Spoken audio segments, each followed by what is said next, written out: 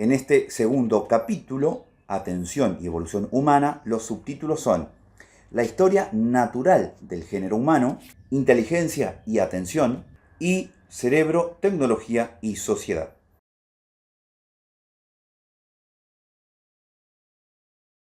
La antropología se puede definir de muchas formas, pero en mi opinión, la más sencilla y completa es probablemente la historia natural del género humano. En primer lugar, es una historia, concepto que incluye una secuencia, o sea, el tiempo, y los cambios y sucesos que ha habido a lo largo de este periodo. Como toda historia, requiere un principio y, aunque esto suela obviar, exigirá un final. Como toda historia, además, tiene que entretener, porque de otra forma no habría nadie que la quisiera escuchar y nadie que la quisiera contar. Dice un proverbio africano que el ser humano, para sobrevivir, necesita comida, un refugio e historias. Así que, si la sociedad paga estas historias, no olvidemos que la investigación es una de las tantas facetas ocultas del mercado, probablemente va a exigir que sean bonitas y amenas. Cuando el ser humano relata la historia del ser humano, la objetividad tiene que ser entendida como una utopía, útil para indicar una dirección fructuosa, pero inalcanzable. El segundo elemento de esta definición es que esta historia no es una historia cualquiera, sino que es una historia natural. La palabra natural siempre es una tautología, porque todo, al fin y al cabo, es natural. O sea, producto de la evolución y de los procesos orgánicos de este planeta.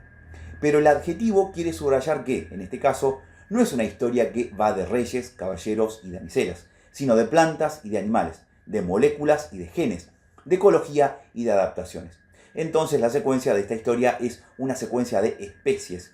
Y el cambio es un cambio en su estructura profunda, una estructura asociada a las funciones de su anatomía, de su fisiología y de su comportamiento. Es una historia con muchos orígenes y muchas extinciones. Es decir, la evolución puede ser una epopeya grandiosa y emocionante, pero nunca tiene un final feliz, por lo menos según los cánones narrativos de la industria del entretenimiento.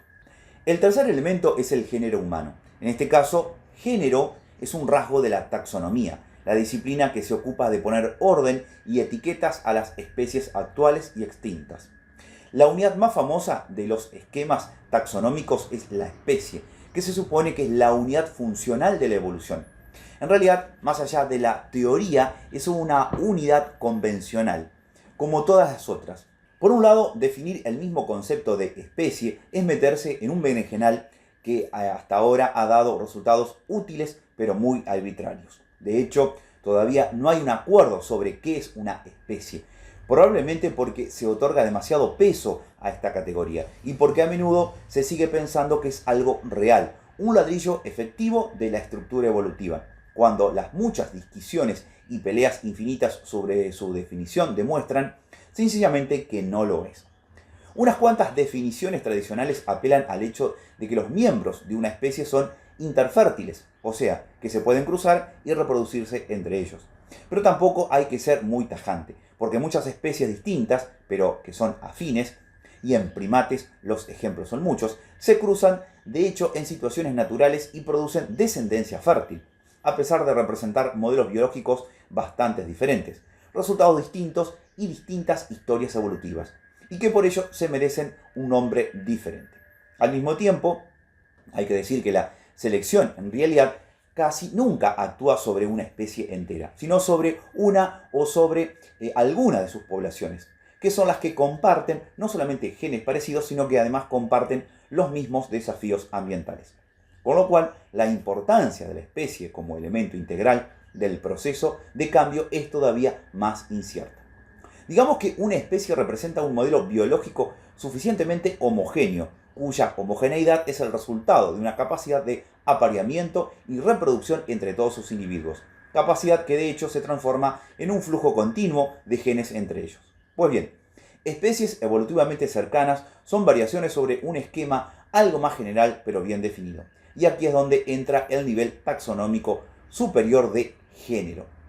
El nivel de género incluye las especies que son más afines entre sí por proximidad evolutiva y modelo biológico, y la importancia de esta categoría se marca a fuego en el nombre mismo de la especie, la famosa nomenclatura binomial de Carlos Linneo, que lleva al género y el término añadido para identificar la especie en concreto.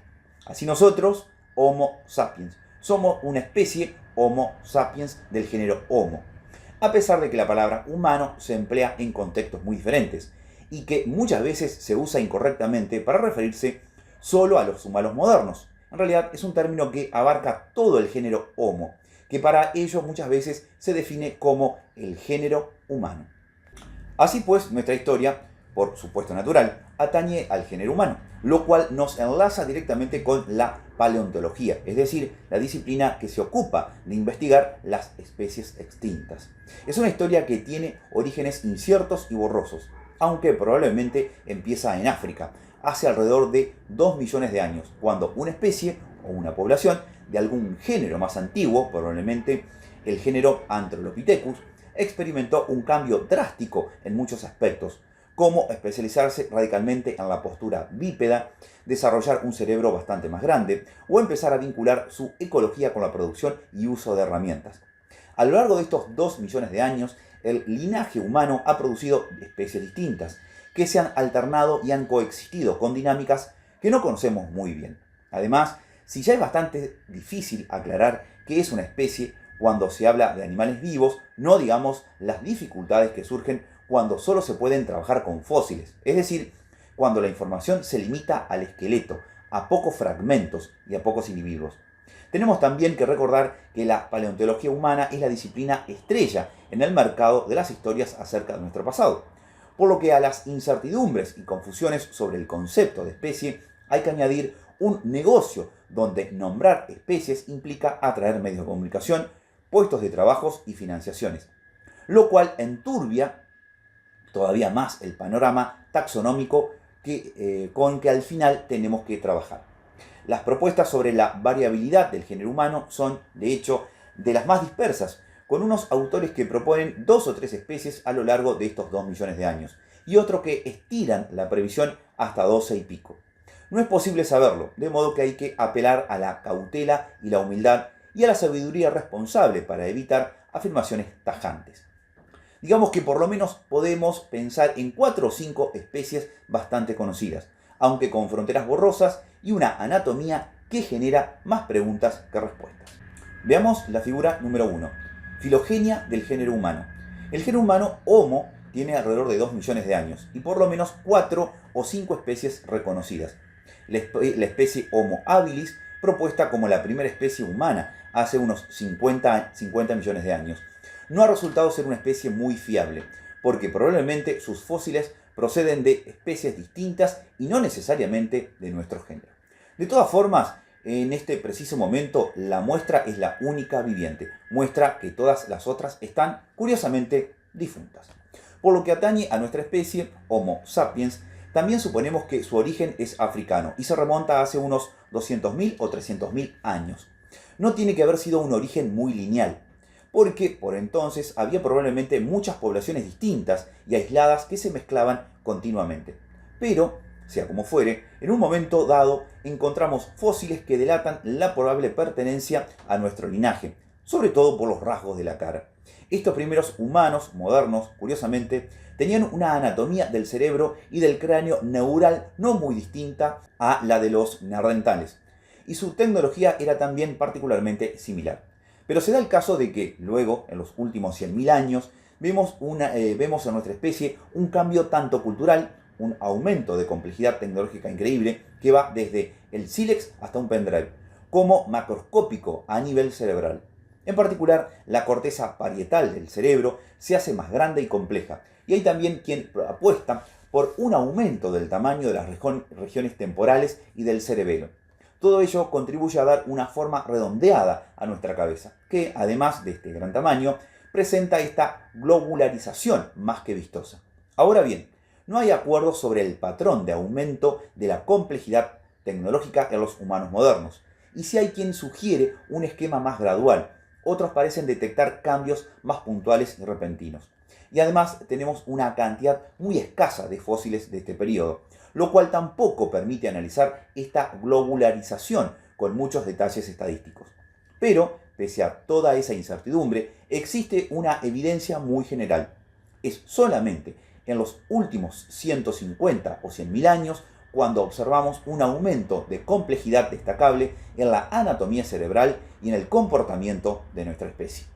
Es difícil saber si detrás de esta transformación hay genes y moléculas específicas, elementos claves a cambios más extensos y difíciles de entender porque implican muchos factores distintos. Y también es difícil saber si se trata de selección natural pura y dura, o si hay de por medio una nueva fuerza aparecida en el tablero evolutivo, la selección cultural, es decir, una criba que no solamente tiene una base social, sino que además transmite rápidamente sus cambios de generación en generación, sin tener que esperar la lenta respuesta de los genes y de la biología.